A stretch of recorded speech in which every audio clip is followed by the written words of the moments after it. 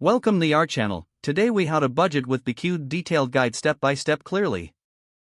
Start by understanding the importance of budgeting. Identify your monthly income from all sources.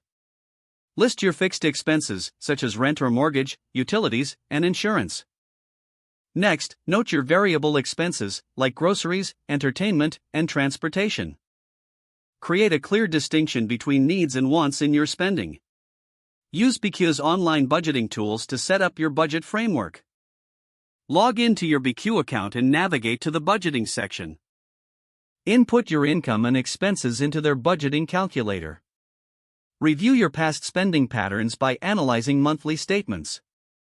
Set financial goals for short-term and long-term savings. Consider using the envelope method to allocate funds for specific categories. Adjust your budget based on monthly spending habits and needs. Regularly review and update your budget to stay on track. Monitor your progress toward your financial goals using BECU's mobile app. If necessary, seek advice from BECU financial counselors for personalized tips. Stay committed to your budgeting plan, making adjustments as your circumstances change. Celebrate small victories as you reach your budgeting milestones. Continue to educate yourself about financial literacy through BECU resources. Always remember, budgeting is a continuous process that evolves with your life.